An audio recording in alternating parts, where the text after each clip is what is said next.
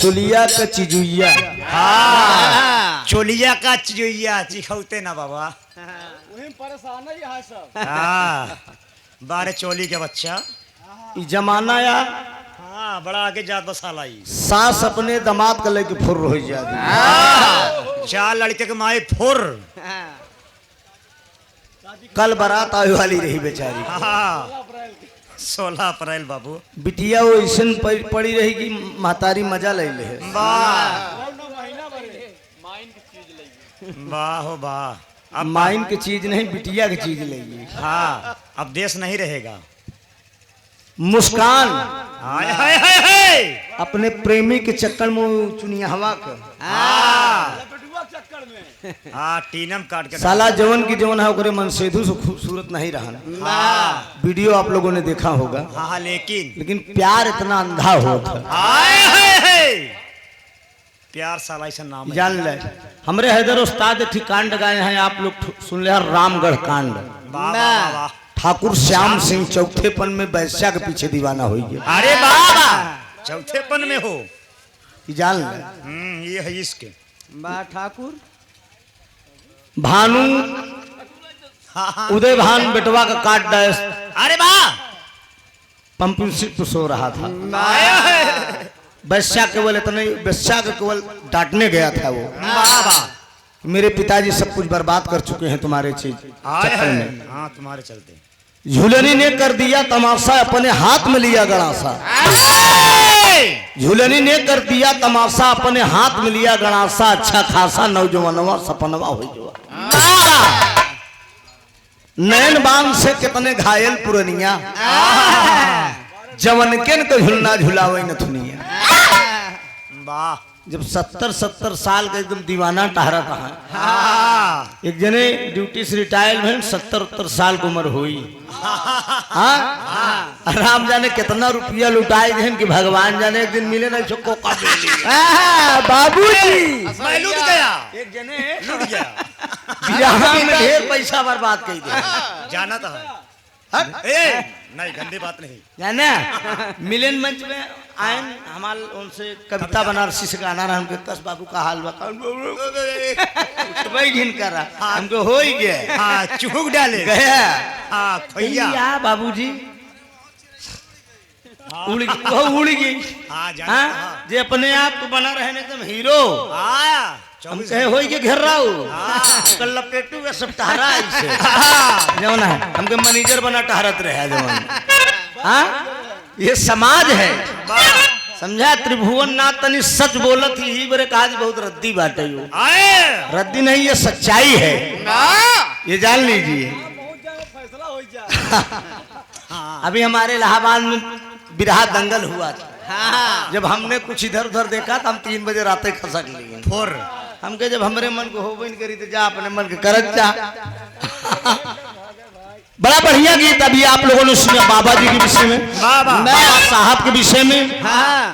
हमें आप को जीने का खाने का रहने का बोलने का हमारी बहन बेटियों के साथ यही ऊंची समाज के लोग जो है गलत संबंध किया करते थे दोस्त। ऐसा बताया गया इतिहास के अंदर। बारे बाबा साहब अरे आपने अगर इतना बड़ा बीरा ना उठाया होता तो समाज में आज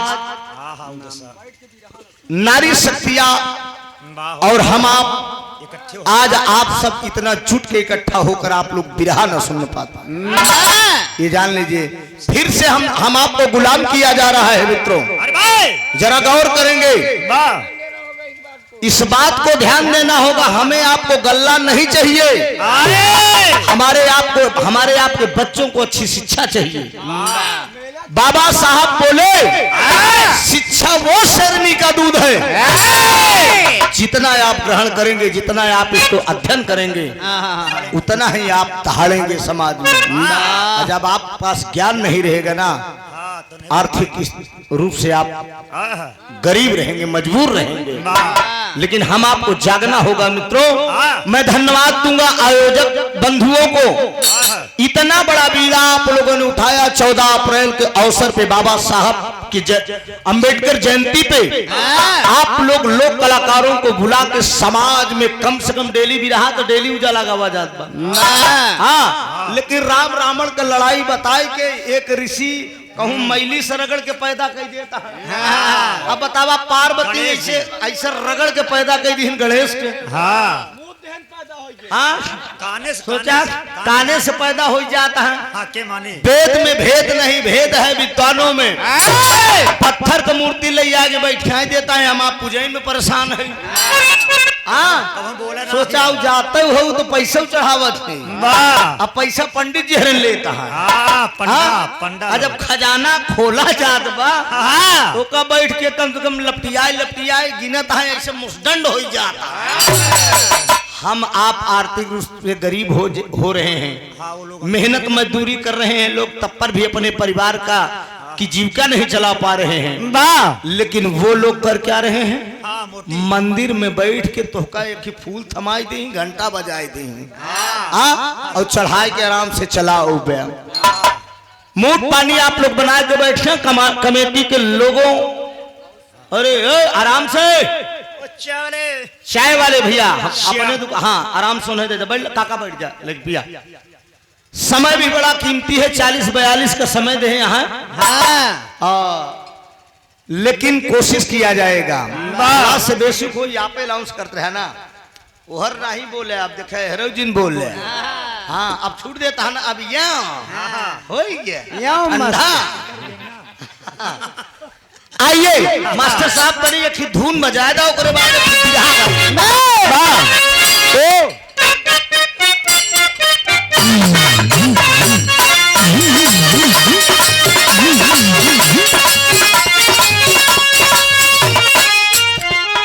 गर्मी का महीना बा, 12 महीना कोनो लड़का का बियाह बा, दुल्हन नई नवेली घरे में आई, बाबा कच्ची बखरी में ले जाए के बैठाए देबा। ओहो मेहरारू एकदम पसीना से एकदम तराबोर पे सोचे भी कि दहिनाती गाड़ा पूरा एकदम मरियलई बे का। इतने में मर्दवा पहुंचल, लगा डींग डांग मारे, कोई को दाना मुंह नहीं धोया ना। हाँ अब धीरे धीरे नींद हटाए जब घबरा जी मैं ले डॉक्टर ज्यादा काम ले ली तो से। अरे यार कहीं तो कम जोता करा पैसा ले ले तारा मंडल में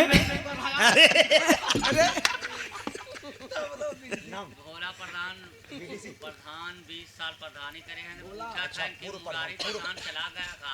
मुरारी का भोला प्रधान 20 साल प्रधानी करे, अरे तो हर 700 ठेलत रहे यार, 100 रुपये ठेल पे दुई अखी करत था। इतना बड़ा गेस्ट हाउस का मालिक है, आपका बड़ा शानदार गेस्ट हाउस है। मैं उस गेस्ट हाउस में गया था तो ऐसा ना हो दुई अखी ना हो, जवन काम हो एक तरफ हो, तभी तो आप फिर प्रधान बन गए। 100 रुपया के पुरस्कार मुरारी प्रधान चला गया का कहूँ यही है भाई। आदरणीय मुरारी पटेल प्रधान जी की तरफ से पहले से पैसा था, धन्यवाद। मोहम्मद शाहिल जी की तरफ से चौकी प्रभारी बहुत समय का पुरस्कार, बहुत बहुत धन्यवाद। कहा तो 20,000 दिया है राम दयाल का, 40,000 प्रभु दयाल का, कितना तो हम मंगाई नहीं गए। तो दुल्हनिया कहा तो सुना,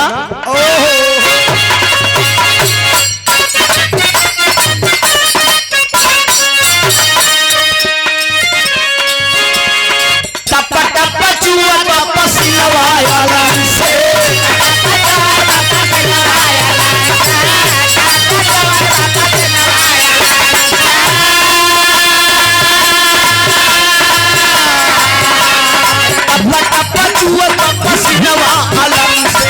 मन करे भाग जाए खोल के पलान।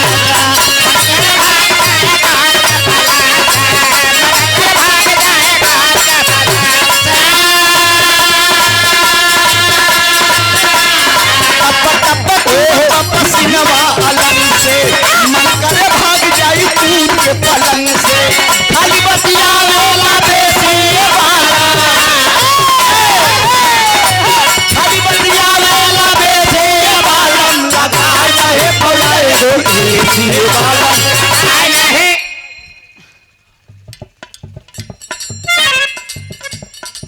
तनिक के प्यार से श्री भगवान दीन पासी गेस्ट हाउस मालिक आप बाबूजी के 8 पुत्र हैं, प्रदीप, कुलदीप, संदीप, मनदीप, पंचदीप, सुदीप, सत्यदीप, अमरदीप, माता श्री सरोजा देवी, हदगनी, कर्मा, प्रयागराज के धरती से 1001 रुपए का आशीर्वाद दिया गया। जोरदार ताली बजाकर आप लोग सम्मान करिए। बाबूजी को बहुत बहुत वंदन। इशारा है सन सन बहता रे पछुआ के हवा, पछुआ के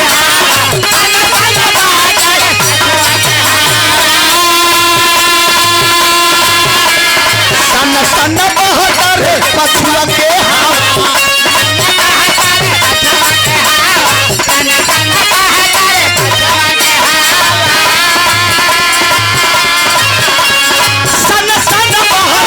पछुआ के हवा चढ़ी जवानिया में बोले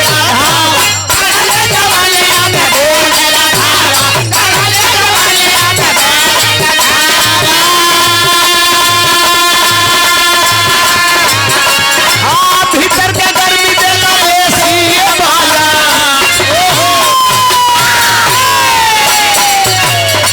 भीतर के गर्मी देला एसी वाला लगाया है बोला एसी वाला।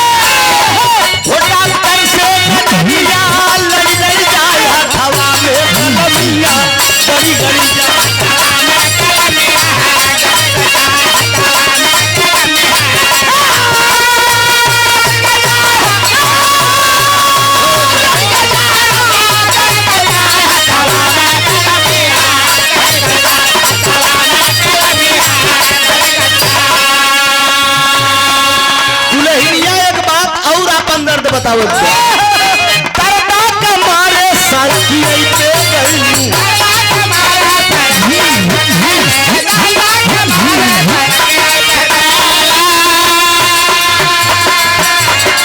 वो ड्राइवर से नजरिया लड़ी लड़ी जाए,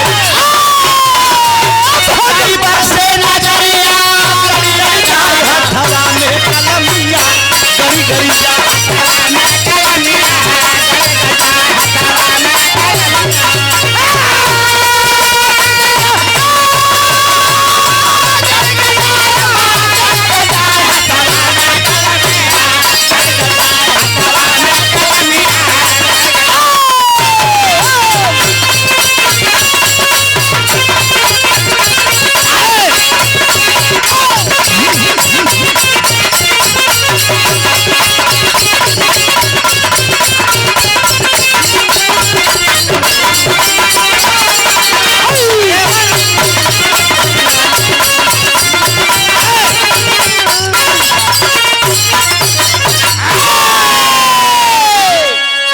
जिया बेटा यही बरे तोर बिया नहीं, उसे एक लड़की पसंद आएगी ना मगर वही जी करे लेकिन करब ना उजाला। हाँ, आज हमें फोटो दिखाए काहे काका अगर तू पास करा तो कैली शादी। एक लड़की के हमके बेटा ये बड़ी सही लड़की है, अच्छी है, मान लो शादी राहुल तुम तो काहे पापा से कहा आप हमें पास हाँ, लेकिन अब तेरी बन्हा है ऐसे बन्हा रहे। देखा ये भतीज है हमारे गांव का राहुल यादव, बहुत अच्छा कलाकार है।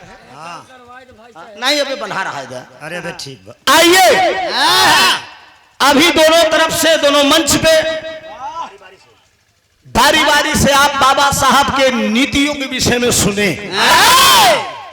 बहुत बाबा साहब ने हम लोगों के लिए बहुत काम किया है मित्रों। आज जो कुछ है ये बाबा साहब की ही देन है, और नहीं तो ये जान लीजिए कि समाज में कीमत होने वाली नहीं है। लेकिन बाबा साहब तो हम लोगों के लिए कर गए। बहन मायावती जी ने नारा भी दिया था, मिले मुलायम काशी राम, हवा मुड़ गए जय श्री राम। हाँ 1585 का नारा दिए थे, लेकिन आज उल्टा हो गया, 1585 हो गया, अब 85 जाए कि 15 हो गया। सोचिए हम आपको जागना होगा। अभी हम लोग बैठे बैठे फेसबुक पे चलाकर एक वीडियो अचानक मेरे मोबाइल में आ गया। देखा एक दलित समाज की एक महिला है, उसका आदमी बाइक पे बिठा के जा रहा है और कुछ यही अंधभक्त लोग उसके बदन में गलत जगहों पर हाथ लगा रहे हैं और पीछे से उस औरत को मार भी रहे हैं। मजबूर है। सोचिए अगर ये काश ये हम आपके बहन बेटियों के साथ अगर ये हो तो जीते जिंदगी इंसान मर जाएगा। हमारी बहन बेटी हो या आपकी बहन बेटी हो, अगर कोई अगर इस ढंग से व्यवहार करेगा कहाँ ये है? सोचिए क्या व्यवहार होगा समाज में, ये क्या संदेश जाएगा? आपको जागना होगा मित्रों। जब तक जागेंगे नहीं, इसी तरह से हम आपको भगवान के मंदिर में पूजा करवावत रही, अपन काम बनावत रही।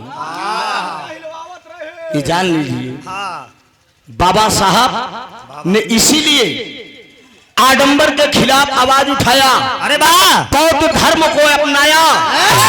और मेरे समाज के वासियों हम आपको जागना होगा। हमारी आपकी लड़ाई लड़ने के लिए अगुवाकार चंद्रशेखर आजाद रावण, माननीय सूबे के नेता माननीय अखिलेश यादव जी, बहन मायावती जी, ये सब अगुवाकार बन के आवाज उठाने का काम कर रहे हैं। लेकिन हम आप अभी सो रहे हैं। हम आपको एक होना होगा। जब तक एक नहीं होंगे तब तक हमारे आपके साथ यही सब होता रहेगा। अभी करछना में एक नौजवान को जला दिया गया। सोचिए मैं निंदा करता हूँ ऐसे लोगों के ऊपर। अरे इतना बड़ा गरीब कसूर थोड़ क्यों किया था कि मतलब उसको जिंदा जला दिया जाए? ये आप लोगों को जागना होगा। जब तक आप लोग जागेंगे नहीं, ये हमारा आपका समाज बदलेगा नहीं और सुधरेगा नहीं। हम आपको इसी ढंग से भरमाते रहेंगे। एक बिरहा का नंबर है मित्रों, देखिए बाबा साहब की दास्तान दोनों तरफ से हो गई। एक ऐतिहासिक बिरहा वीर रस के आप लोगों के बीच में प्रस्तुत है। आशा नहीं पूर्ण विश्वास है। देश मेरा जब गुलाम था मित्रों, ये अंग्रेजों का शासन था मेरे देश पे। मेरे देश के साथ न जाने बहन बेटियों के साथ कितना गलत व्यवहार ये गोरी चमड़ी वाले किए हैं। इस पर भी हम आपको विचार करना होगा। 8 भैया के पुत्र मुलायम मूल विक्रेता राम सिंह, हथगनी भूसा के विक्रेता, हथगनी कर्मा प्रयागराज से भैया की तरफ से बहुत से पुरस्कार है। धन्यवाद सभी सकल पंच को मेरा नमन है। देश मेरा आजाद हुआ सन 1947 में। देश मेरा जब आजाद हुआ मित्रों, आजाद होने के बाद एक कहानी आप लोगों के बीच में मैं सुनाने चल रहा हूं। आशा नहीं पूर्ण विश्वास है कहानी कलेजा जरूर छूलेगी। शांति का सहयोग आप लोग देंगे। उठा के मास्टर भूमिका का लाइन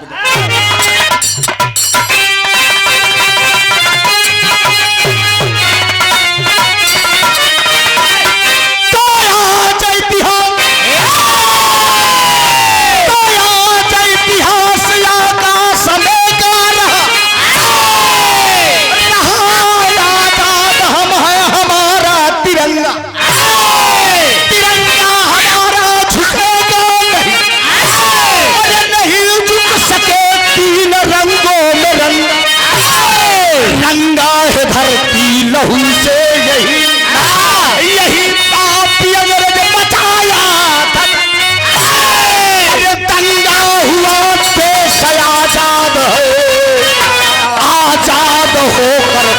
का खागा धयलिंगा।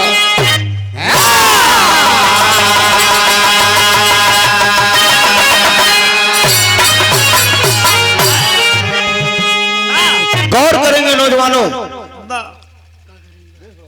पढ़े लिखे समाज में पढ़े लिखे बुद्धिजीवी लोग जो बैठे हैं जरा गौर करेंगे। 4 लाइन की भूमिका हमने बोला। क्या बात अनुप्रास अलंकार का भाव इसमें था। क्या बात भैया। जौने अक्षर से शुरू उसी अक्षर से बंद। इस क्षेत्र में कलाकार बंधु भी बहुत आए हैं, कुछ राइटर भी आए हैं। तो मेरे लाइनों पे जरा गौर करिएगा। मैंने बोला क्या कि आज इतिहास से आकाश में गा रहा, आज इतिहास से आकाश में गा रहा। रहा से बंद हो गया, अब रहा से ही शुरू होगा। आज इतिहास से आकाश में गा रहा, रहा आजाद हम है हमारा तिरंगा। तिरंगा हमारा झुकेगा नहीं, नहीं झुक सके 3 रंगों में रंगा। रंगा है धरती लहू से यही, यही पापी अंग्रेज मचाया था दंगा। दंगा हुआ देश आजाद है, आजाद होकर पढ़ते का खागा गहेंगा। देश आजाद हुआ सन 1947 में। मेरा जब भारत आजाद हुआ, आजाद होने के बाद हिंदुस्तान और पाकिस्तान का बंटवारा किया गया। उसी समय का दास्तान है। क्या बात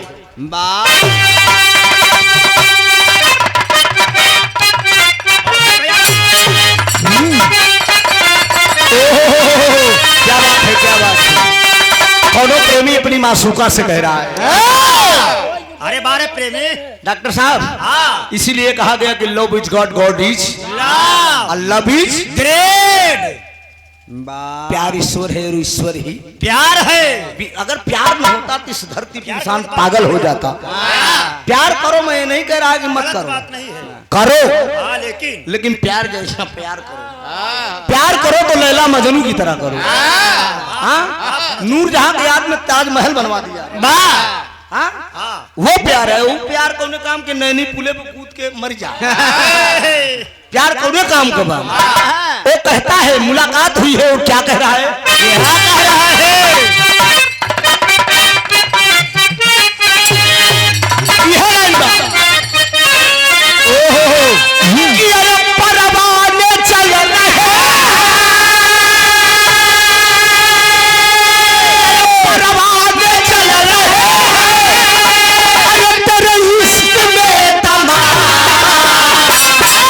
अरे जानम, अरे जानम जरा इसिया में, अरे जानम जरा इसिया में, अरे खुद को जला दे, जानम जरा इसिया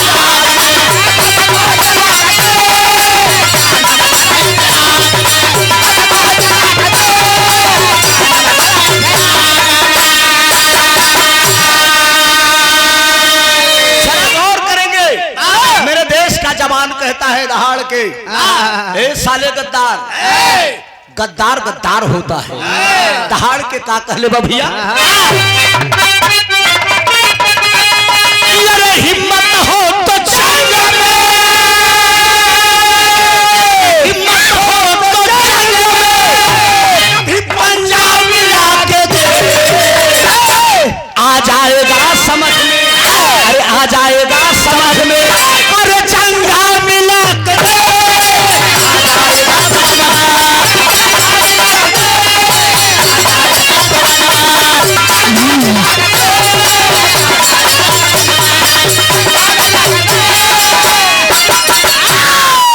या मेरे लाल हिम्मत हो तो जंग में, कभी पंजा मिला के देख, आ जाएगा समझ में, कभी जंघा मिला के देख। मन करो तो पंजा मिलावा, और मन अगर पंजा से न भरे तो जंघा मिलावा। अब पंजा से मन भरी तो जंघा से मन भर जाएगी। ये पड़ोसी मुल्क को मेरा भारत ललकार रहा है। चाय मंगाई उजाला जी? नहीं पियेंगे, हो गया। मोछा भोगापुर से, मोछा भोगापुर से, घोघापुर से 51 रुपया। बहुत बहुत प्रणाम सभी भाई, बड़ा प्यारा आशीर्वाद आया है। ये हमारे बाबू श्री भगवान दिन पासी वाह, वाह, गेस्ट हाउस के आप मालिक हैं, 8 पुत्र हैं आपके। वाह क्या व्यवस्था बाबूजी बड़ी तरक्की करे, हाँ हाँ हाँ बड़ा खूबसूरत इनकर 8 लड़का है। वाह। बाबूजी हम तरक्की करे, हाँ हाँ लेकिन हमारे पास 2 बेटवा 1 बिटिया। हाँ, हाँ, हमने कहा छोटा परिवार रखिए थोड़ा से। हाँ, छोटा है तो गावत में कोनो बहुत बड़ी सरकारी नौकरी तो बा नहीं। आए है हाँ हो उतने काम हो जितने में खवा दिया है। वाह दोनों लड़कियों के फरमाइशों बड़ी तगड़ी रहा था, हाँ। भला वह पूरा हो जाए। प्रदीप, कुलदीप, संदीप, मनदीप, पंचदीप, सुदीप, सत्यदीप और अमरदीप। माता श्री, अच्छा माता श्री सरोजा देवी हथगनी कर्मा प्रयागराज से। अच्छा भैया बतावत है कि खाली थ्रेसर का पैसा जाता है, गेस्ट हाउस का नहीं आवता। अच्छा मतलब ई थ्रेसर का जाता। हाँ, बलाई। रतिया भा चिंता न करा, गेस्ट हाउस वो वाला पैसा आई। अच्छा तो ये जोन पूर्व प्रधान है वो कहाँ चल गए? मुरारी, एक मुरारी सब पे भारी, लेकिन कहाँ चले गए? हाँ, सही अंतर बंसी बजावत है कहाँ? उन्हें बुलावा। प्रधान जी बड़े मिजाजी हैं। अच्छा, तो पूर्व प्रधान बैठा है ना, तब ले पूर्व रहा संभारे रहा भोला है। हाँ भोला का भी चोला बहुत बड़ा है। हाँ अरे बोला हमसे बोला कमलेश सरवो भरे का ना जाता और क्या कर जाता? लल्लुओ भरे का जाता। हमरे कमलेश बाबू बीडीसी की तरफ से बारे कमलेश बड़ा बढ़िया तोहार सम्मान रहा। कहानी की शुरुआत है मित्रों, जरा गौर करेंगे कहानी कब की और कहां की है। साफ साफ हम इलाहाबादी गवैया है, गावई के साथ एकदम क्लियर कट। कहानी अगर क्लियर नहीं होगी तो गाना बजाना सब बेकार है। हम जौने गुरु को चेला है, एक बार मेरे गुरु जी के नाम पे आप लोग ताली बजा दिए, महरूम जनाब हैदर अली जुगनू साहब के नाम से। मुझे मालूम हुआ कि इस रंगमंच पे पूज्यवर गुरु जी का भी कार्यक्रम हो चुका है। अरे वाह। और ये जो साउंड वाले हैं भैया, इनके सिस्टम में भी हमारे गुरु जी 4 बार गए हैं। अभी ये शिव कुमार बताया, बहुत सिस्टम आपका खूबसूरत है। अब कमेटी वाले दूर करवा दे तो तू क्या कर? ढोलक का बेस बढ़ा, ये ढोलिया का बेस हल्का से बढ़ाएगा। कहानी की शुरुआत है, जरा गौर करेंगे आप लोग कहानी कब की और कहां की है। लला ना होके चाचा के भी फुर्सत के दी। डॉक्टर सरजू प्रसाद यादव जी आप कर्मा से 100 रुपए का आशीर्वाद, बहुत बहुत प्रणाम। सकल पंच को मेरा नमन है। कहानी की शुरुआत है, जरा गौर करेंगे आप लोग। दरदार दारादार तुम्हारी बगावत की जब तक तूफान तुम्हारी बगावत की जब तक तूफान हिंदू लहू का प्यासा मुसलमान बन गया। तुम्हारी बगावत की जब तक तूफान ठन गया, हिंदू लहू का प्यासा मुसलमान बन गया। सारंगपुर का राम सिंह जौहर का दीवाना, सारंगपुर का राम सिंह जौहर का दीवाना, सारंगपुर का राम सिंह जौहर का दीवाना।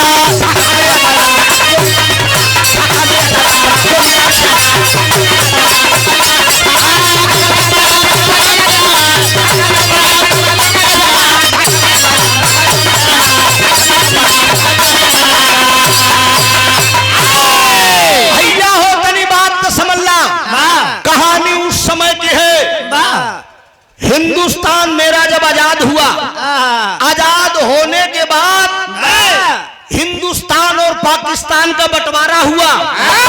उसी बंटवारे के दरमियान में जो हिंदुस्तान और पाकिस्तान से जो लड़ाई हुई थी, लड़ाई के चलते मित्रों कुछ हिंदुस्तान के वासी, हमारे मुल्क के लोग कुछ पाकिस्तान में छूट गए थे और कुछ पाकिस्तानी भी हिंदुस्तान में छूट गए थे।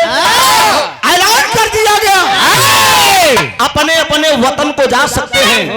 पाकिस्तान की तरफ से ऐलान हुआ कि जो हिंदुस्तानी हो वो अपने हिंदुस्तान चले जाएं। दोनों देशों में समझौता हुआ कि जो भी फंसे हो, लड़ाई हमारी आपकी जो हुई तो हुई, लेकिन अपने अपने देश को जा सकते हैं। इसी बीच में मेरे देश का एक फौजी जवान था जिसका नाम बताया गया फौजी राम सिंह। फौजी राम सिंह के पत्नी का नाम बताया गया मित्रों तारा देवी। मालिक का देन फौजी राम सिंह के पास दो बेटे थे। बड़े वाले बेटे का नाम रंजीत बताया गया और छोटे वाले बेटे का नाम मंजीत बताया गया।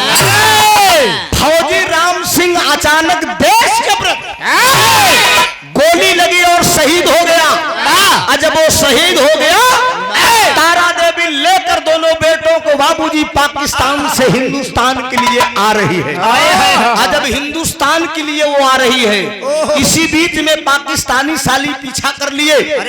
पकड़ लो इस औरत को, इसकी आबरू लूट लो और जो इसके दोनों बेटे हैं इसको इनको बेटों को खत्म कर दिया जाए। लेकिन बाबूजी गौर करेंगे, भागते भागते वो तारा देवी आती है तो सामने एक मस्जिद दिखाई पड़ी। मस्जिद के अंदर एक मुल्ला जी बैठे हैं। मुल्ला जी के सामने वो तारा देवी अपने दोनों बचपन का लेहबा। लेकिन बाबूजी मुल्ला जी से वो अपने दिल की बात कहने लगी है। तारा देवी ये 8 में आधा पुत्र गांव सामाजिक भैया के अब तू समझा चाचा ये मजा लेते हैं तो से भगवान दिन हथगनी और कर्मा प्रयागराज यानी इनकर कहा का मतलब नाम नहीं लिख के दे हैं। देखा आपस में छुपा रिश्ता है। हाँ हो हाँ मैं बोला था कि 8 में आधा जो ने गांव सामाजिक है यानी 4 इनकर लगत ये आदमी जो नाम लिख के दिए हैं। हाँ चाचा वो चला गए बहुत चलाका के नाम लिख दे बाय के मुलायम के है के आप समझ लिया। अब सारा भैया का रिश्ता बा हम नहीं जाने। गौर करेंगे आप लोग मुल्ला जी के सामने वो दिल की बड़ी फरियाद कर रही है तारा देवी। आंखों में आंसू लेके देख की तरज कलाइन बा मास्टर। ओहो तरज कलाइन बा कि अरे मुंगरी समारी मारे भैया दे ले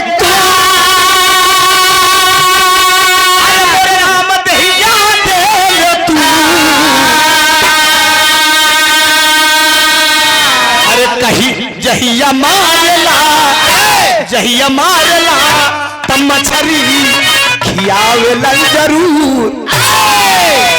ई गीतिया को ओम प्रकाश यादव जी गावत है। यूट्यूबर भाई इतना कमाल का है। राम जन्म का और ओम प्रकाश जी का कहीं गाजीपुर में प्रोग्राम हो रहा था। ओम प्रकाश जी के गाते गाते बीपी लो हुई और मंच पे गिर गए। उसको उठाकर यूट्यूबर बराबर एकदम बढ़िया ढंग से ठेल दिए सजा करके। सोचिए 40-50 साल में कलाकार जितना बनाया है ये यूट्यूबर केवल 5 मिनट में गवैयन का ऐसी तैसी करे बड़े तैयार। यूट्यूबर भाइयों से रिक्वेस्ट है जो भी कलाकार की बुराई को छिपा दीजिए। कितना संदेश गया होगा कि ओम प्रकाश की तबीयत खराब हो गई। लगता है प्रोग्राम नहीं गा रहे हैं, उन्हें लाइव आना पड़ा। लाइव आके उजाला जी बोले कि मैं अब स्वस्थ हूँ। ऐसे ठिकाई का समार भी रहा होत रान। जब हम मंच छोड़ दी तो अंड बंड लगी वो कहो बकायदे रिकॉर्ड करके देखे ठेल दे कह तू कह तक पढ़ा है हम हमार डिग्री लेते हमार डिग्री लेवे हमरे लड़कियन का ब्याह शादी करे खो तो बताओ पूरी डिग्री हम पूरा एकदम बोल दिए तक दे इशारा करती है। लेकिन तारा देवी क्या कहती है कि अरे रोई रोई अरजी करेला बारंबार अरे करेला बारंबार अरे माथे बा अरे माथे बा ए मुल्ला दे हिंदुला हमार अरे माथे बा मुल्ला दे हिंदुला हमार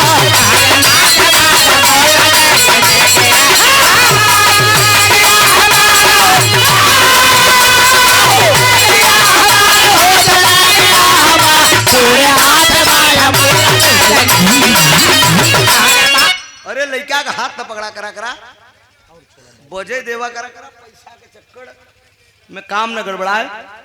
8 भाइयों के परिश्रम के पुत्र मुलायम छोटके ननके ना अब दिखावे के समझा अब खुल खुली गया। आठों मिल के पैदा करन दू लड़कियां मुलायम के और ननके के हाँ अरे मुरे राम हो बड़ी दशा खराब बसरवा देश के ना रही जी हाँ आठों जने लपटियाने तो दूठ नहीं करे ना हाँ अरे आठों जने तो 16 नहीं करे ए बाबूजी कहे सीमा बापे स्वामी हमरे हो गईले सपाना चादर सुराज गोदी तुई लाल सुगाना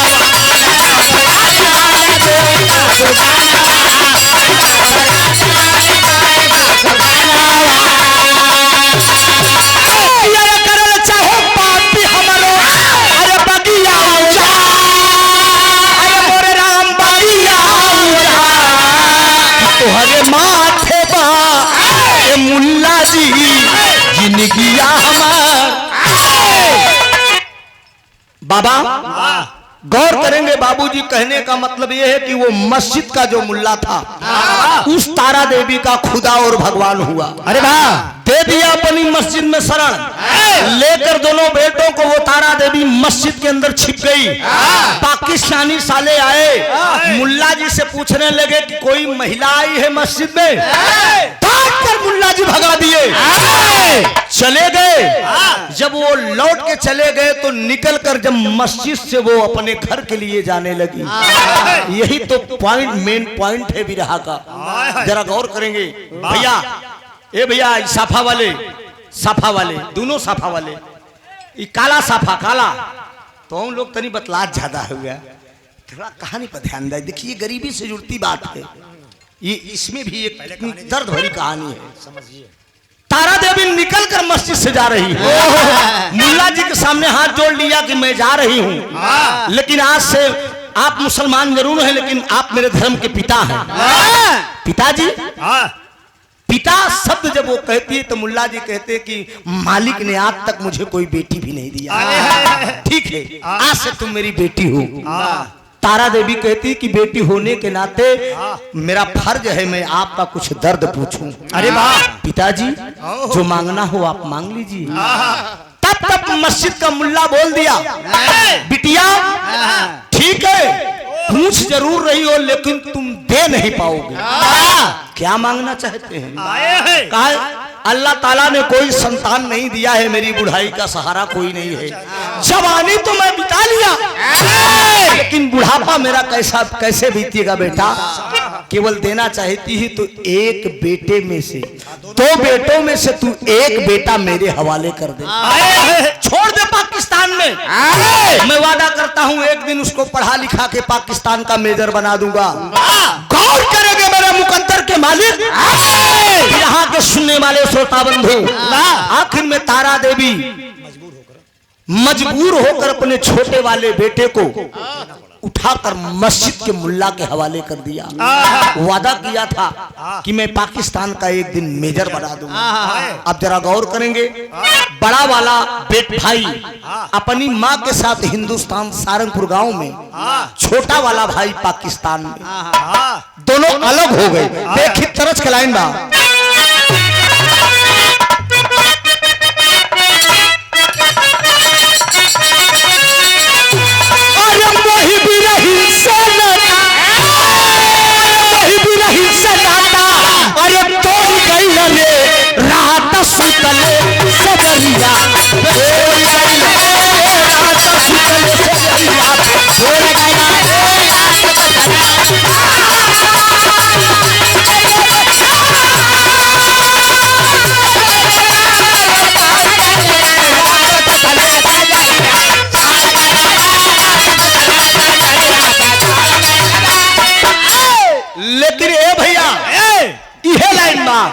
लेकिन बाबूजी कहा भुलाई गई ले अरे भुलाई गई ले तू नौ धर्म के पिछड़वा भुलाई गई ले तू नौ धर्म के पिछड़वा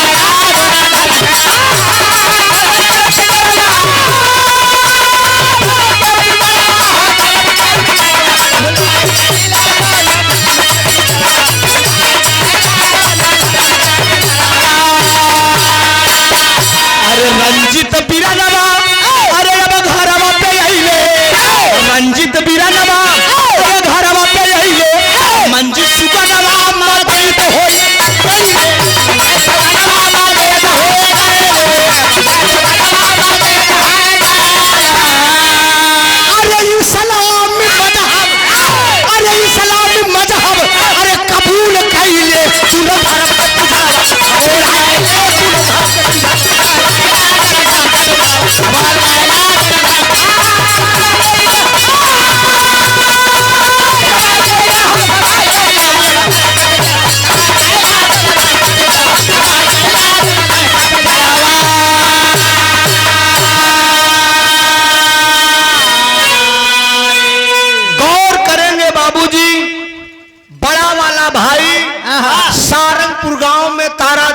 साथ रहने लगा, शिक्षा ग्रहण करने लगा।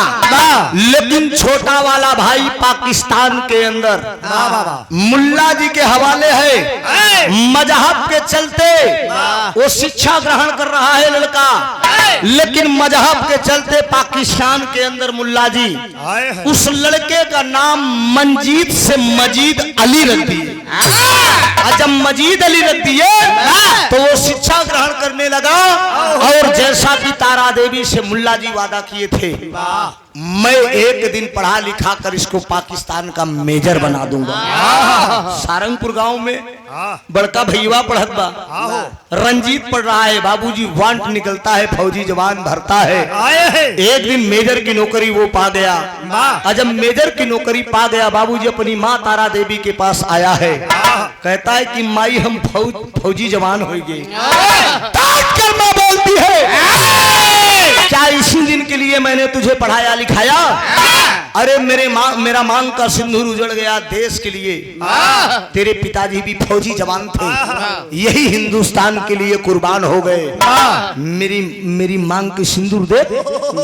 मैं नहीं चाहता हूं कि मेरा सिंदूर अगर खो उठा है तो गोदी का एक लाल खो जाए। अरे बाप रे बाप, जब ये बतिया भैया रंजीत सुन ले बा तब मतारी से अपने कहत बा कि माई बहादुर पिता का बहादुर हूँ बेटा, बहादुर पिता का बहादुर हूँ बेटा, पीठाड़ में दिखाऊंगा कैसे।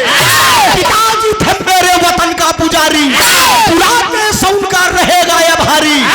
मोहब्बत की बेड़ी जुदा कर दे माता, अरे मोहब्बत की बेड़ी जुदा कर दे माता, और खुशी से ललन का विदा कर दे माता। हे माई, तुम्हारे मांग का सिंदूर अगर देश के लिए कुर्बान हुआ है तो गोदी का एक लाल भी अगर खो जाएगा तो बड़े गर्व से तुम कहो कि लोग कहेंगे इतिहास के अंदर तेरा नाम लिखा जाएगा कि वीर पुरुष की पत्नी के साथ साथ तुम एक वीर पुरुष की मां भी। मतारी बार बार जिद कर रही है लेकिन नहीं मानता है, वो फौज की नौकरी कर लिया है। जब फौज की नौकरी कर लिया है, ये बड़का भैया का दास्तान बाप चलते हैं पाकिस्तान में छोटे भाई के दास्तान में। अच्छा कैसे उठा था बीच में? ठीक हो निकल रहा झटके में, मैं पिल्ला खराब करा। हाँ बीच में उठ के बाद ठियोरी टार के जाते ये तो निकल रहा झटके में, मैं पिल्ला खराब करा। बिरहा जब चपकत तो उठ के जब चुतर झरुआ करा थी।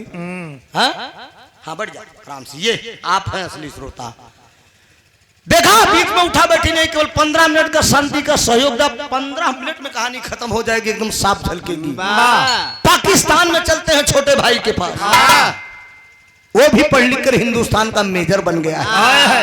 वो भी जब मेजर बन गया है, फौज की नौकरी कर लिया है बाबूजी।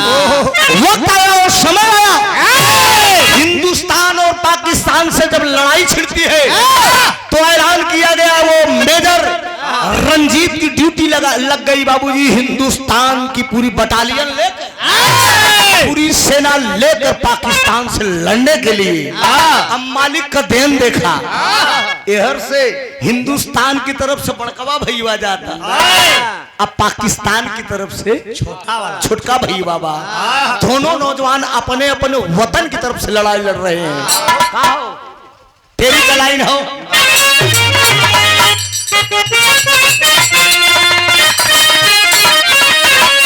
अरे मोरे राम मतवाला बन के चल भासरवा, मतवाला ओ मतवाला बन के चल भासरवा, अवनी पिलक हस्ती पारे हिम्मत वाला,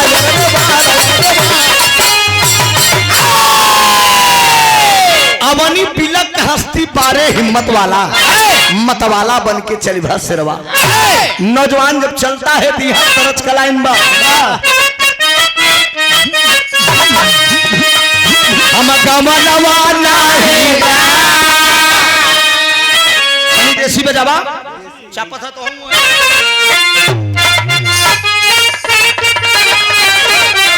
पर्दा और कम से हिसाब से बनाइए।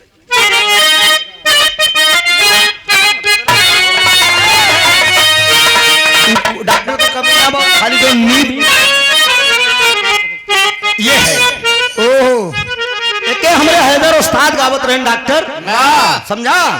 तो पहले इलाहाबादी भी गवा दा, इलाहाबादी गवैया कुछ इलाहाबादी झलक भी होनी चाहिए, उसके बाद आप बनारसी बजाई। हम जाते तू बनारसी में ज्यादा माहिर है, तो इलाहाबादी भी काम करा ना। हैदर गुरु गावे कैसन गावे,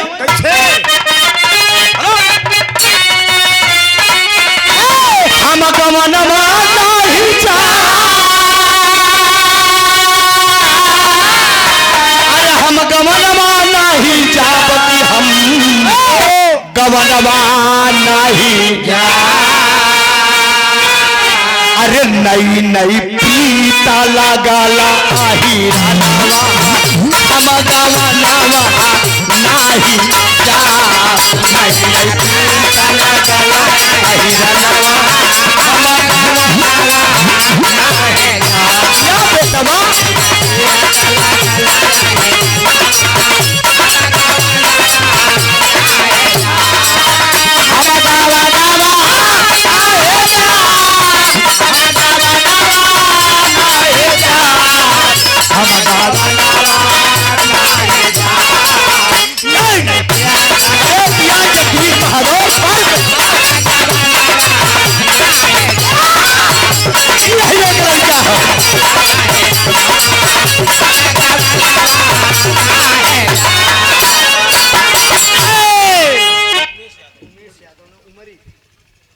हमरे उमेश यादव जी उमरी के ये गौना में तो कमेटी के बीडीसी कमलेश बताए खाली दुई घर ही रहन बस, बाकी 1500 पासी के बस्ती बा, तो हमके दुई घर हैं नहीं ना। हाँ दुई घर हैं। ई उमरी में शायद कुछ यादव हैं, तो वहीं से हमरे कहो कैसो 400 तो प्रधान है बा, तब ठीक हो। हाँ ठीक हो, तब भले हो, तब सही हो। कितना फाट पड़ा 100 हमारे गांव में 1200 आई रहे, हमारे ग्राम सभा में 1200 आई रहे, लेकिन दुर्भाग्य कुछ अपन बीती भी बतावे दे। हमारे ग्राम सभा में 1200 आई रहे, लेकिन दुर्भाग्य यही राज 15 साल से प्रधान नहीं हो पावत, 250 ऑप्शन टकरा के मर जाती है। 250 वोट केवल मौरिया गवाऊ ऐसा विजय मार देता दाव। अहिरवन के पिया के दारू सारू हेरो डील डाल के ले तो कंचोद बकली बकचोद गढ़ फाट पर गंधारी ने श्राप दिया है यादों कि आपस में लड़के मर जाओगे, और वह तो सभा बनाए है ना अहिरे बना। ठीक है तू लोग है, ठीक है, क्या बात, धन्यवाद। अहिरा खियावई तेरा मिठैया, आई का खियौगे बेईमानवा, अब के तनौ कहबे रहब अहिरा नवा, हम गवनवा नाही जा। अपुरवा बनारस के तरफ तनिक चल जा मास्टरवा।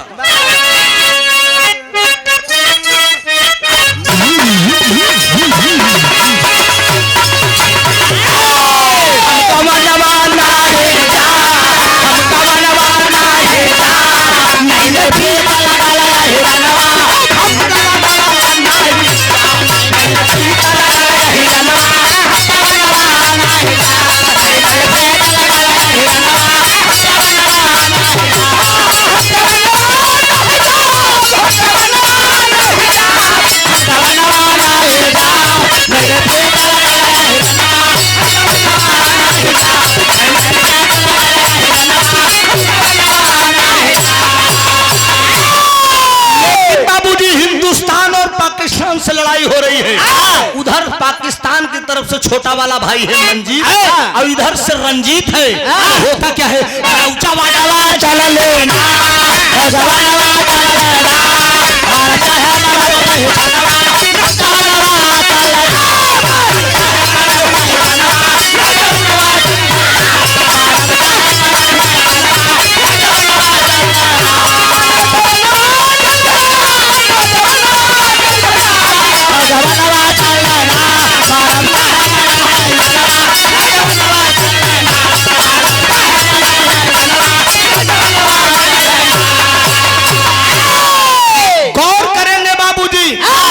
लड़ाई के दरमियान में वो जो पाकिस्तान का मेजर था मंजीत अली, वो धीरे से हिंदुस्तान के मेजर रंजीत को पकड़वा लिया अपने फौजी जवानों से।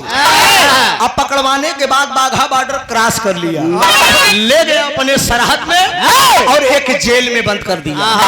बंद करने के बाद कोड़ों की बरसात करने लगा, कोड़ों की बरसात करने लगा और पूछता है कि तू कहाँ का रहने वाला है, तू कहाँ का रहने वाला है, हिंदुस्तान में तेरा घर कहाँ है, तेरे गांव का नाम है, तेरे माता पिता का नाम क्या है। वो नौजवान कहता है पीठमाई का दूध होई खाया, पीठमाई का दूध होई खाया, लेकिन जवाना ही बतलाया, लेकिन जवाना ही बतलाया, नौजवाना चल लेना, नौजवाना चल लेना, भारत है हमारा वतन खानवा, नौजवाना चल लेना, भारत है हमारा वतन खानवा, नौजवाना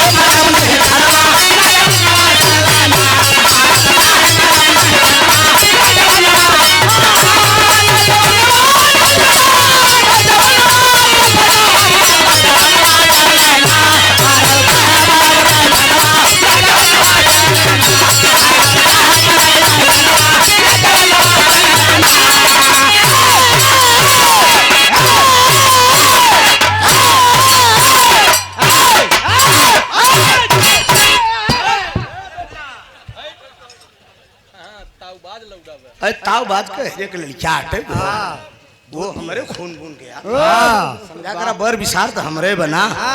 अरे भाई बेटवा भतीज में कौन अंतर बा? हाँ हो इसकी ठीक चल बेटा एकदम सही है। ए बाबूजी ऐलान कर दिया गया कि मेरी माँ के स्तन की दूध की कसम है हराम खोर, तू मेरा पता पूछ कर क्या करेगा? कहा नहीं तू बता कहाँ का रहने वाला है, सारंगपुर में तेरा घर कहाँ है, ओए, तेरी माँ का नाम क्या है? नहीं बताता है। वो नौजवान रंजीत कहता है कि पलितानी मेरी मातृभूमि। अरे पलितानी मेरी मातृभूमि अरमान में दिल का सहती है, उस देश के ही हम वासी हैं जिस देश में गंगा बहती है। चूहे की औकात तेरी, चूहे की औकात तेरी बिल्ली से नजर मिलाता है, और गीदड़ का बच्चा गीदड़ है शेर से लड़ने आता है। क्या करेगा? तू मेरा पता पूछ के क्या करेगा? सारंगपुर मेरे गांव का नाम है, मेरी माँ का नाम तारा देवी है, मेरे पिताजी फौजी जवान थे जिनका नाम राम सिंह, देश के लिए शहीद हो गए। बोल क्या करेगा? तू मेरा पता पूछ कर गौर करेंगे, यही तो मेन पॉइंट है बिरहा का, असली पॉइंट। जो ध्यान से सुनेगा उसी को समझ में आएगा, और जो नहीं सुनेगा वो जाने के बाद गाली देगा कि त्रिभुवनवा और उजलवा बेमतलब के बकबकात रहे, कोनो रस नहीं रहा। काम आप खराब करेंगे लेकिन गाली कलाकार को देंगे, लेकिन कोई बात नहीं, जो शांति से सुनेगा उसे मिलेगा। वो बता दिया, लेकिन वो पाकिस्तान का मेजर एक दिन की बात सो के उठा है, मजीद अली सो के उठा है, रंजीत ऐसे बैठा हुआ दरवाजा के पास, वो सोचते यार ये हिंदुस्तान का मेजरवा का सकलिया हमार सकलिया मिलत बा, अब यहाँ खून का रिश्ता है। चूंकि पहले बताया हूँ वो खून का रिश्ता है, भाई भाई की झलक रहेगी जरूर, खून का रिश्ता। अरे यार एकदम सकलिया मिलत बा, चूंकि वो बचपन में छोटे छोटे थे जब वो पाकिस्तान में छोड़ी थी, ये बात रंजीत को भी नहीं पता है कि मेरा भाई पाकिस्तान में है, अकेले समझ रहा है कि मैं अकेले हूँ। अरे यार हमरे सकलिया से मिलत बा। मालिक ने परमात्मा की आवाज आई, वो करता क्या है, जेल में उसको छोड़ के पाकिस्तान के अंदर वो हिंदुस्तान के लिए तैयारी कर दिया, और पूछते पूछते पता फौजी स्वर्गीय राम सिंह का घर पूछते पूछते आज तो वो सारंगपुर गांव में आ गया। जब सारंगपुर गांव में आया है तो आज तो रोते रोते अपने पति, हेलो दाढ़ी वाले प्लीज प्लीज आवाज नहीं, आज अपने दोनों बेटों की याद में और अपनी पति की याद में रोते रोते वो दोनों आंख की अंधी हो चुकी है। मजीद अली पहुंचता है, बाबूजी चरण छुआ, मतारी तारा देवी समझ गई कि लगत हमार बचवा रंजीत आ गई, जिया हमार लाल। राधा लड़की से शादी के बातचीत भी मतारी करत कि एक बहू घरे आ जाए, रोटी पोवे का सहारा हो जाए। लेकिन एक दिन की बात है, 2 दिन जब रहा मंजीत वाह तो सवाल कर दिया माँ तारा देवी से कि माई सब कुछ तो हम देखत है लेकिन ना बाबूजी दिखात हुए बात कह माई और तोरे मांग में सिंदूर काहे नहीं बाबा। यही तो मेन पॉइंट है बाबूजी। जब सिंदूर की बात वो लड़का करता है मजीद अली आंखों में आंसू लेकर रोक तारा देवी अपने दिल की एक ही बात कहती है बाबूजी तरच कलाइन बाबा। कौन?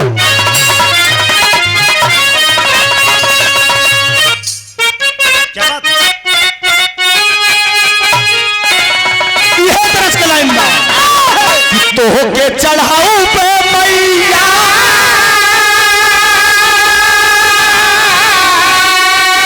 अरे नारियल चुनारिया हो कि गंगा मैया अरे कविता हमारो नवारिया हो कि गंगा मैया। आंखों में आंसू लेकर वो तारा देवी अपनी दिल की बात कह रही है अपने बेटा मजीद अली से कि रोवली बतारी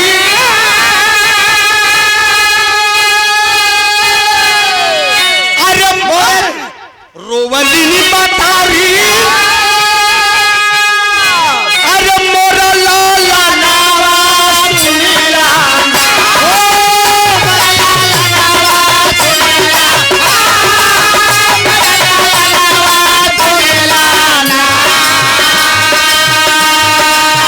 बतिया पे थई जैसे बनवा बतिया पे थई जैसे बनवा मोरा लाला लावा सुनिला बतिया पे थई जैसे बनवा मोरा लाला लावा सुनिला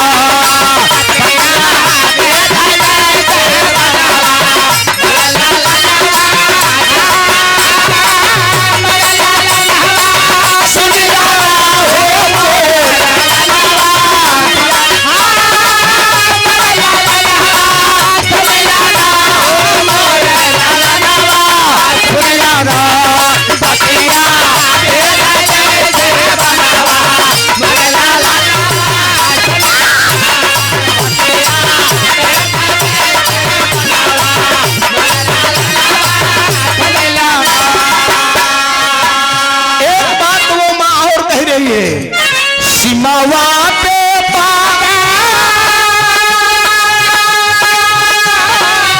तोहरे मारला गएले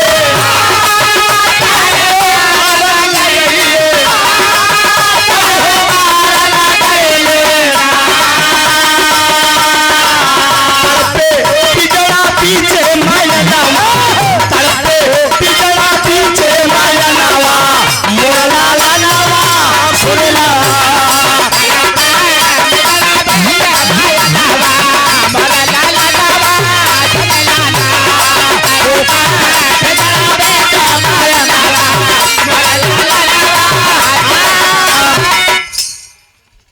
हमरे राजेश यादव और साधु यादव ये लाइन पर समझ के भैया उमरी के धरती से 100 रुपया का पुरस्कार दिए हैं।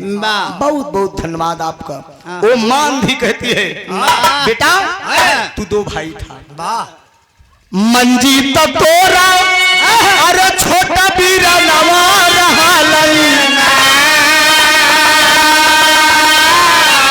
अरे मेजर बदल पाकिस्तानवा मोरा लाला नवा सुनिला ना। पाकिस्तान से मैं भगी थी तेरे पिताजी जब शहीद हो गए थे। तू 2 भाई था तेरे छोटे वाले भाई को मस्जिद का मुल्ला मांग लिया। मांगते समय मुझसे वादा किया था कि पाकिस्तान का मेजर बना दूंगा। आखिर में गौर करेंगे बाबूजी वो मजीद अली समझ गया कि कहने का मतलब मैं जिसको बंद करके आया हूँ जेल में वो कोई गैर नहीं था, वो मेरा सगा भाई है। सुनता है तो होता क्या है पापट का भाव लग गया।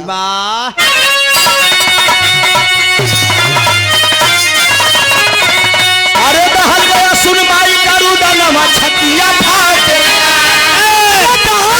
सुन माई का रुदनवा छतिया फाट अरे तालियों को मारे गए मरनवा छतिया फाट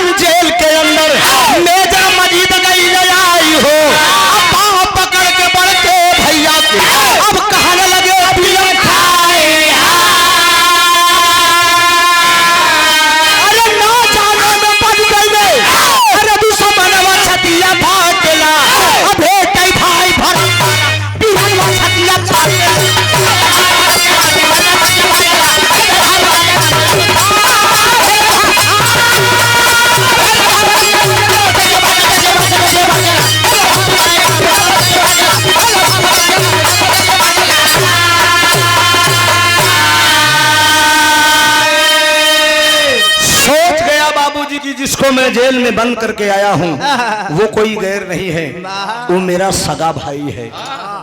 कहता है कि माँ जरूर आता है हिंदुस्तान से, माँ से विदा होके पाकिस्तान पहुंचा है। और जब पाकिस्तान पहुंचा है बाबूजी तो जेल का फाटक खोल के जाता है, रंजीत के चरणों पे गिर रहा है। वो पकड़ लिया, अरे रे क्यों गिर रहा है भाई, तू हिंदुस्तान का मेजर, तू पाकिस्तान का मेजर, मैं हिंदुस्तान का, मेरा तेरा क्या रिश्ता है। वो सोच रहा है कि कोई दगा मेरे साथ करोगे। तो कहा गया है बाबूजी की भाई जैसा हित नहीं, भाई जैसा मीत नहीं, भाई जैसा दुश्मन मिलेगा न कोई, मिलेंगे जगत में माता पिता हरदम, लेकिन भाई के बदले मिलेगा न कोई।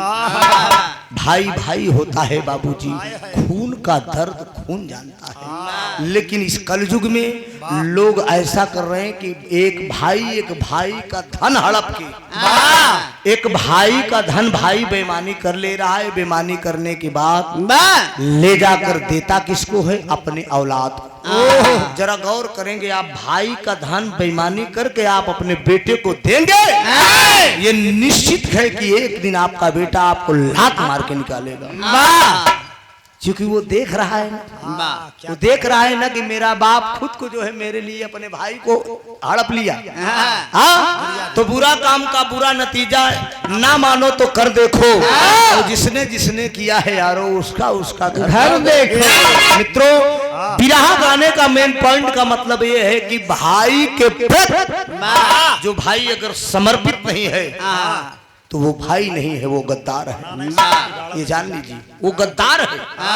सदियों अगर अपना भाई गरीब है, अगर थोड़ा सा असहाय है, तो कोशिश करिएगा, अगर आप थोड़ा संपन्न है तो आप उसको भी लेके चलिए, बराबर अपने में सपोर्ट करिए।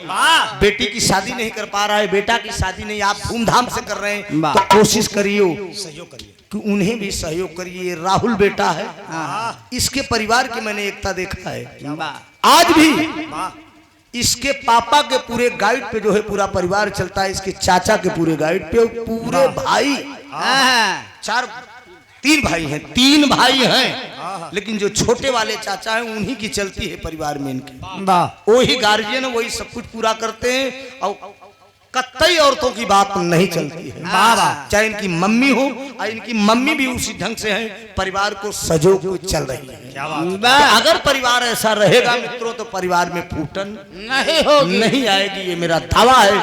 ये त्रिभुवन नाथ हिंदू पार्टी की तरफ से ये संदेश है। तो करता क्या है रंजीत, क्या बात, मजीद अली जेल में पहुंच गया और रंजीत का पांव पकड़ लिया।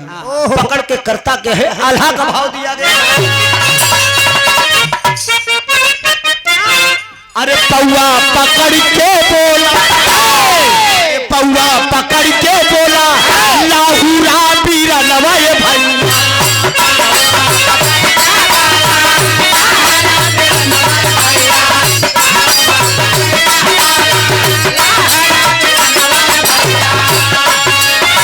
ना फकई तो गलती है बीरा ना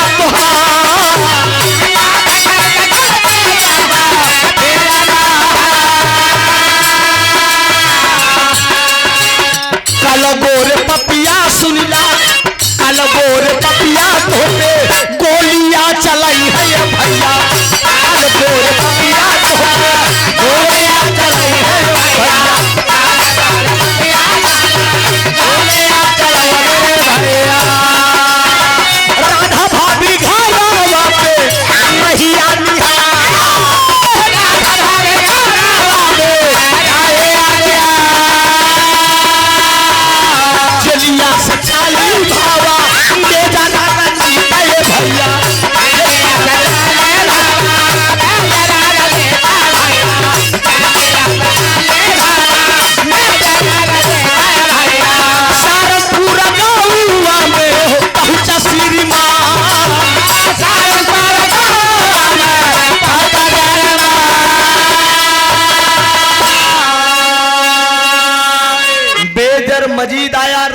के पैर पे गिर गया।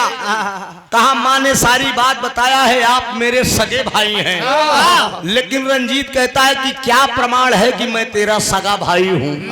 क्या तो सबूत है? तारा देवी बताई थी कि बचपन में तुम दोनों का नाम एक दूसरे के हाथों में गुदवाई थी। यानी कहने का मतलब कि रंजीत के हाथों में मंजीत का नाम है, अब मंजीत के हाथों में रंजीत का नाम है। और जब दोनों भाई वो देखते हैं बाबूजी नाम हाथ में गोदा हुआ, तो रंजीत को भी विश्वास हो गया कि वाकई में मेरा भाई ये सगा है। मंजीत कहता है कि भैया तुम यहाँ से चले जाओ, नहीं ये पाकिस्तानी साले कल आपको गोली मार देंगे। तो वही करता क्या है बाबूजी कि जलिया से चाली भावा, जलिया से चाली भावा, मैं जरा रंजीत है भैया, जलिया से चाली भावा, मैं जरा रंजीत है भैया, जलिया से चाली भावा, मैं जरा रंजीत है भैया।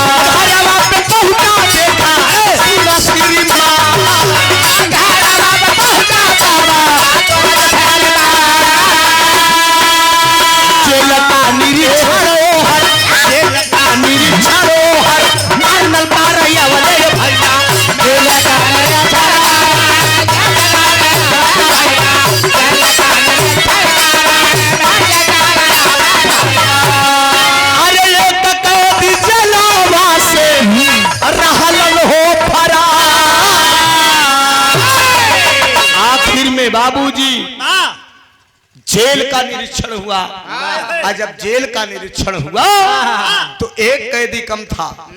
कौन? हिंदुस्तान का मेजर रंजीत जेल के अंदर नहीं है बाबूजी। कर्नल एक दिन दोनों भाइयों को आपस में बात करते देख गया था। वो बुला के पूछने लगा मेजर मजीद अली से कि हिंदुस्तान का मेजर रंजीत कहाँ गया। मजीद अली मना कर दिया, इनकार कर दिया कि मैं नहीं जानता हूँ। गौर करेंगे बाबूजी, वो कर्नल तुरंत उठाता है गोली और उस पे चला देता है। मंजीत गिर जाता है बाबूजी, और जब मर गया मंजीत शहीद हो गया, तो उधर राधा नाम की लड़की के साथ उसकी शादी हो रही है। सारंगपुर गांव में शादी हो रही है। जब शादी हो रही है बाबूजी, शादी हो गई, दुल्हन नई नवेली घर आई है। पेपर और पत्रिका के माध्यम से खबर पहुंची है, टेलीविजन के माध्यम से, चैनलों के माध्यम से खबर पहुंची है कि पाकिस्तान जेल का निरीक्षण करने में हिंदुस्तान का मेजर रंजीत जेल से फरार के आरोप में पाकिस्तान के ही मेजर मजीद अली को गोली का शिकार बना दिया गया। तमतमा गया, बौखला गया वो नौजवान। सोच बैठा कि भाई के साथ मेरे ये व्यवहार हुआ, नई नवेली दुल्हन है। वो अपने मन में सोच रहा है बाबूजी, सुहागरात की तैयारी कर रहा था। खबर तभी ये पहुंच गई कि भाई मेरा मारा गया, पाकिस्तान के अंदर जेल के अंदर मारा गया मेरे कारण। हाथ की मेहंदी नहीं छूटी है, सुहागरात की तैयारी कर रहा है। वो नौजवान करता क्या है, आखिरी भाव है।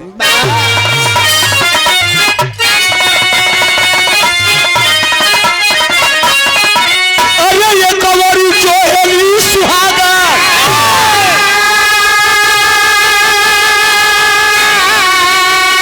अरे ये कवरी चोहली सुहागा, अरे बाबू से जिया, अरे ये हर बात है पलिता वाले सरार पे मची।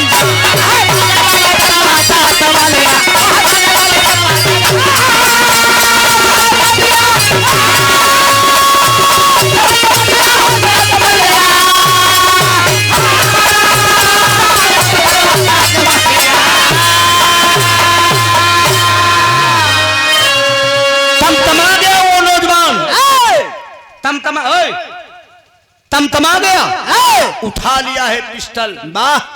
हाथ की मेहंदी नहीं छूटी है। पहुंचता है बाघा बॉर्डर पे बाबूजी, पाकिस्तानियों से भिड़ गया भाई का बदला लेने के लिए। तो 35 पाकिस्तानियन के कैले बधनवा, अघो धोखे से गोली लागा गिरिया जवान, धोखे से गोली लागा गिरिया जवान।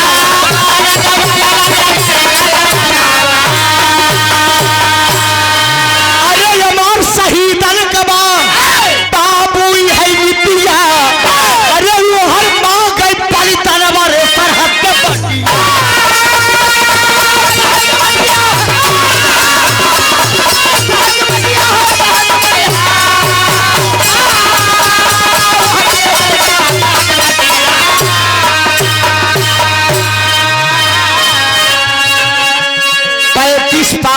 पाकिस्तानियों के तमतमा उठा नौजवान आता है और गोलियों से भून दिया। भाई का बदला लिया 35 पाकिस्तानियों को मार के, लेकिन तबले धोखा हो गया। धोखा क्या हुआ बाबूजी? धोखे से एक गोली पाकिस्तानी मारते हैं, सीधे नौजवान के सीने में लगती है, और जब सीने में लगती है छटपटा के वो नौजवान गिर गया। गिरने के बाद ये पाकिस्तानी साले पकड़ को उस नौजवान को बाघा बॉर्डर क्रॉस करके पाकिस्तानी सरहद में ले लिए। सरहद में लेके बाबूजी ताबूत में पैक करके दोनों भाइयों की लाश बाघा बॉर्डर से हिंदुस्तान में कर दी। जवानों की ड्यूटी चेंज हो रही है, और जब जवानों की ड्यूटी चेंज हो रही है उसी समय ये साले जो है ताबूत में पैक करके छोड़ दिए। सुबह नौजवान जब आते हैं हिंदुस्तान को, ताबूत पैक उठाते हैं, लाश को ले जाकर जब खोलते हैं तो बाबूजी मेरे देश के दोनों लालों की लाश थी। एक तरफ रंजीत की लाश, दूसरी तरफ मंजीत की लाश है। अंधी माँ फपक फपक रोने लगी। नई नवेली दुल्हन है राधा, जिसके हाथ की मेहंदी भी नहीं छूटी है, वो भी रोने लगी। बाबूजी चिता लगवाती है, लगवाने के बाद अपने पति के साथ वो सती हो गई। लेकिन बाबूजी जो मजीद अली है उसकी लाश को लेकर चिता लगवा कर जो उसकी अंधी माँ है वो भी अपने पुत्र के साथ जो है सती हो गई। यहीं से विरह मेरा खत्म है। ये देश की जवानों की ये गाथा है। इस देश को आजाद करने के लिए बाबूजी हमारे देश के न जाने कितने नौजवान, कितनी बहन बेटियां, कितने का मांग का सिंदूर उजड़ गया। अभी अभी उस मंच से आप लोगों ने सुना ना, हमारी आपकी महिलाओं का अगर जरा से स्तन बड़ा हो जाता तो कर देना पड़ता था, ऐसा बताया गया। इसके लिए बाबा साहब आवाज उठाए, बाबा साहब की कलम उठी और संविधान में ये लिखा गया। इंद्राज पहले के जमाने में राजा महाराजा अगर शादी हो तो पहले दुल्हन एक रात राजा महाराजा खिया बितावे, तब जवन आए जाए, तब जाए। तो सोचिए, ये आप जान लीजिए। लेकिन बारे बाबा साहब जीने का, खाने का, रहने का अधिकार दे दिया। मौलिक अधिकार अगर आपको इस धरती पे मिला है। 1500 सरोज भाइयों की बस्ती इस गांव में है। जरा गौर करिएगा, आपका अगर जीने का अगर अधिकार अगर आप पासी है, उच्च समाज में अगर आप पहुंच जाएंगे तो आपका बर्तन अलगा दिया जाएगा। लेकिन आज ये उच्च समाज के लोग अगर आपको लायक कर रहे हैं तो जरा गौर करिए कि ये देन किसकी है? ये बाबा भीमराव अम्बेडकर की देन है। हमारे आपके लिए न जाने कितनी, न जाने कई रात बाबा साहब भूखे सो गए। बाबा साहब को बाबा साहब नाम क्यों पड़ा? कलाकार बाबा साहब चिल्लाते हैं, लेकिन बाबा साहब नाम क्यों पड़ा? आखिर में चलते चलते कुछ दिन की बात है, जो पहली पत्नी थी रमाबाई, पहली पत्नी जब खत्म हो गई बाबूजी तो दिमागी बैलेंस गड़बड़ हो गया। बाबा साहब के पास एक गाड़ी थी, उसी में रहना, उसी में खाना, उसी में सोना। और बाबूजी दूसरी पत्नी थी, दूसरी पत्नी जात ब्राह्मणी थी, जिसके साथ रीत रिवाज से बाबा साहब शादी किए थे। पूछे चाहे कि गर्दमाद है। बाबा साहब रीत रिवाज से दूसरी पत्नी ब्राह्मणी थी, सावित्री बाई फुल्ले, सावित्री बाई से शादी किए बाबा साहब, और रीत रिवाज से भंवरी घूमे। शादी करके ले आए। आज बाबा साहब ने ही अधिकार दिया। सब एक कमरे के अंदर बंद हो गए, बाहर नहीं निकल रहे थे, दीमक लग गए थे, न खाना न सोना, चिंतित हो गए थे बाबा साहब। दरवाजा छोड़ा गया, अब निकला गया तो गांव के पुरुष और महिला जुट गए। बाबा साहब को जब देखे तो महिलाओं के मुख से आवाज निकला कि अरे ये तो बाबा है। तभी से बाबा भीमराव अम्बेडकर बोला गया। बाबा भीमराव अम्बेडकर, जिन्होंने संविधान की रचना की और बाबूजी लिखकर तैयार किया, 2 साल 11 महीना 18 दिन में प्रधानमंत्री जी के सामने पेश कर दिया। तो देश मेरा मुल्क आजाद हुआ है बड़ी मशक्कत से, बड़ी मेहनत से। लेकिन बाबूजी आजाद तो हो गया, लेकिन जरा गौर करो बुद्धिमानों, हम आप फिर गुलामी की तरफ मुड़ रहे हैं। वाह जरा ध्यान देना, बस 2-4 पंचवर्षीय और रहा तो दहलात हो लागी। वाह कहो ठाकुर साहब, पार एकदम जलवा कायम ही रही, या कोनो टेंशन लेके ना बा। वाह तो गौर करेंगे बाबूजी, मेरा देश आजाद हुआ, हर माताओं बहनों ने इस देश के लिए कुर्बानी दिया, नौजवानों ने कुर्बानी दिया, इसे विवाह खत्म आखिरी भाव।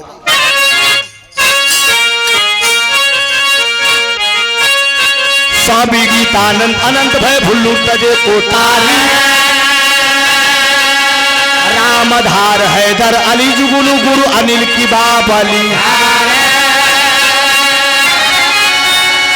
अरे मतवाला पन के चल भसेरवा, अरे मतवाला पन के चल भसेरवा, त्रिभुवन राम पहेता सदा विजय का माला, मतवाला पन के चल भसेरवा।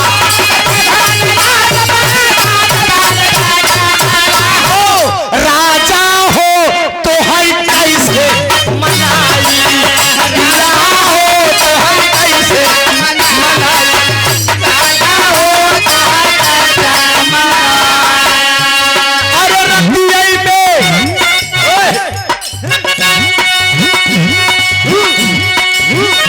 आहा रतिया में आहा रतिया में हमारे सैया हो तो है कैसे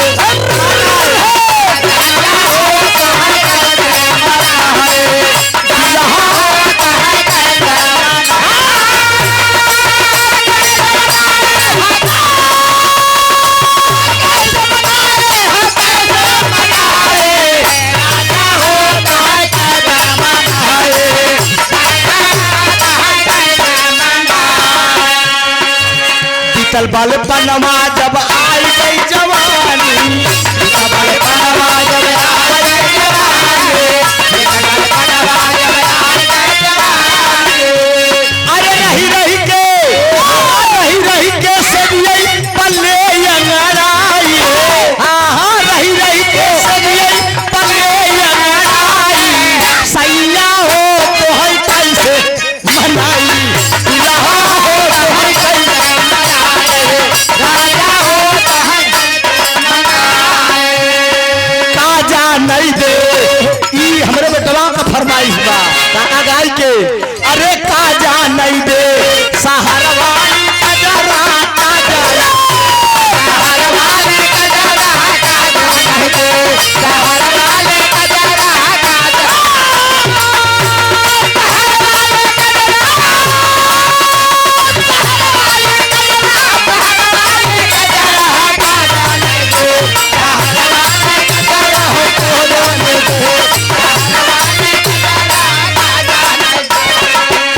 अरे आन के बलमुआ का पेड़ा मिठाई, पेड़ा मिठाई हो पेड़ा मिठाई, आन के बलमुआ का पेड़ा मिठाई। अरे अपने बलम के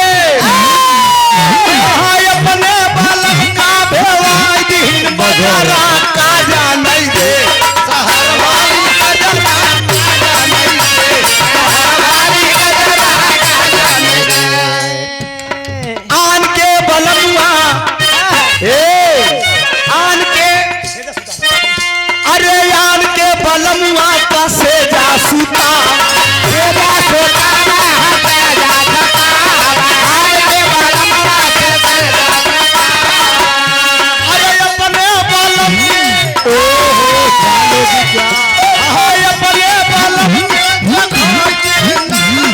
काजा नहीं दे, सहरवाली कजरा काजा नहीं दे, सहरवाली कजरा काजा नहीं दे। आखिरी लाइन में बड़का भैया है, एक बात उजाला जिसके नंबर बा।